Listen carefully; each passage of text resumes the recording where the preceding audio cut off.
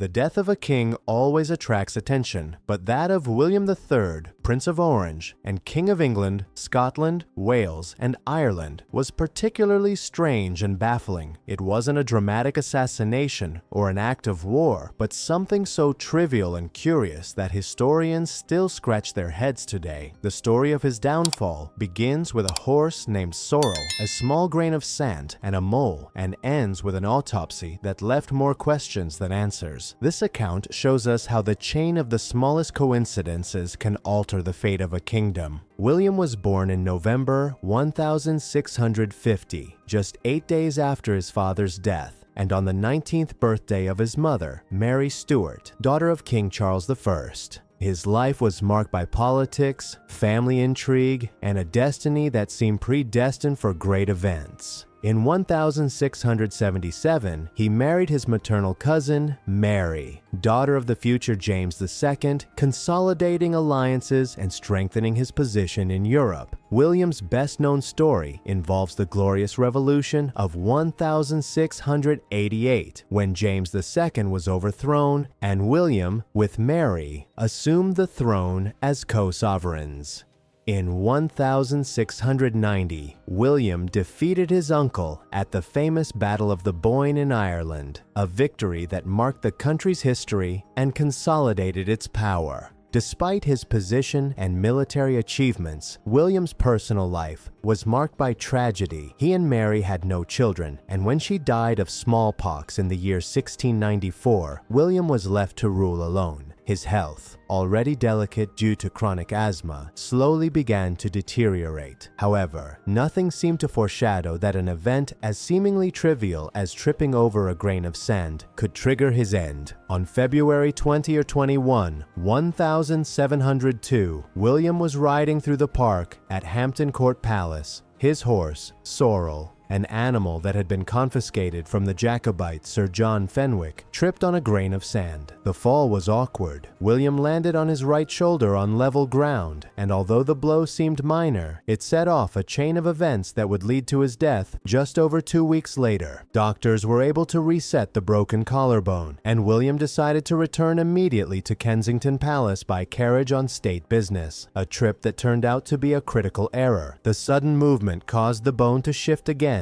causing intense pain and complications that would mark the beginning of the end. Over the next few days, William strove to maintain his royal duties. Scottish historian Alexander Cunningham reports that the king slept and worked as usual, seemingly oblivious to the seriousness of his condition. However, his right arm and hand began to swell, and his weakness was evident. By March 2nd, his health had worsened so much that he was forced to sit near an open window in the middle of winter, where he fell asleep. This neglect brought on a cold that, coupled with his asthma, further complicated his recovery. On March 3rd, William suffered a brief bout of intermittent fever, barely noticeable to him, but noticeable to those around him. Gilbert Burnet, a clergyman and historian, was present during the king's final days and documented his deterioration. His shortness of breath intensified, his pulse weakened, and every effort to remain active accelerated his decline. By March 7th, William himself admitted that he was heading towards his end. Burnet describes how, despite his extreme weakness, the king managed to sign the Abjuration Bill, ensuring that the Jacobites could not claim the throne, a final heroic act that confirmed his devotion to duty until his final hours.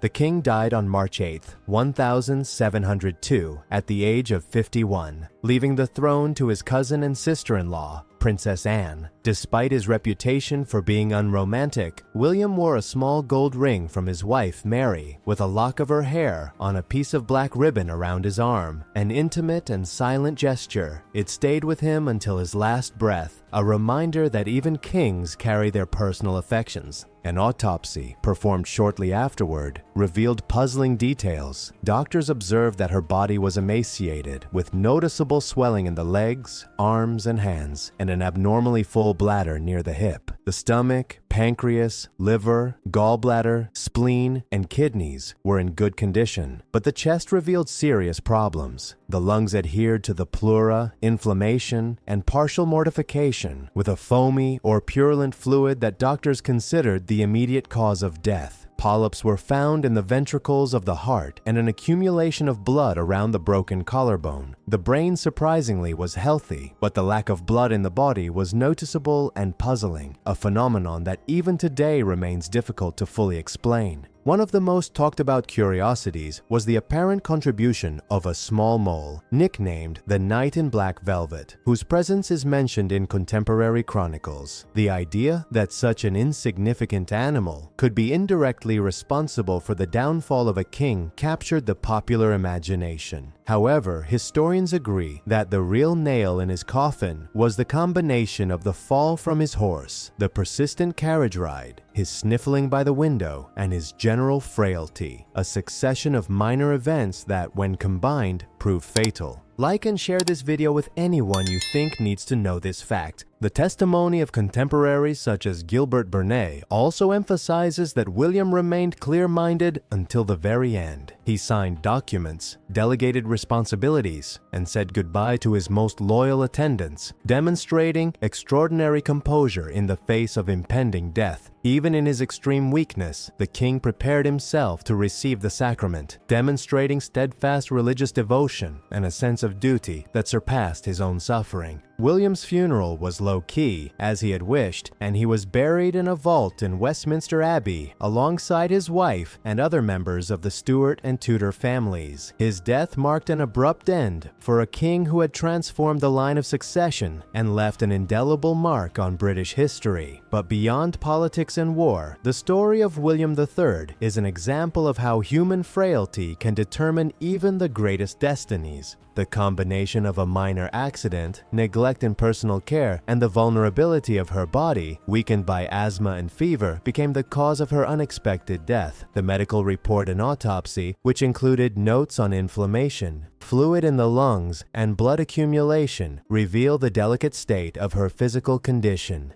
It's not surprising that she struggled to breathe and had a high fever. Her body simply couldn't overcome the series of incidents that began with a seemingly trivial stumble. What makes this story fascinating is how politics, personal life, and trivial accidents intertwine. William III didn't die in combat or fall victim to dramatic conspiracies. He died because everyday life and seemingly insignificant decisions combined in fatal ways. His fall from sorrel, his hasty journey back to the palace, and his exposure to the cold from sleeping near the window were factors that no doctor of the time could reverse, demonstrating the limits of 17th century medicine. The mystery of the small amount of blood found in the autopsy adds an even stranger layer. Doctors at the time could not fully explain the absence of fluids, and records suggest that, although some bleeding occurred during his illness, it would not be enough to explain the observed phenomenon. This has led to modern interpretations ranging from extreme dehydration to medical conditions not understood at the time. Whatever the cause, it contributes to William III's death remaining unique in royal history.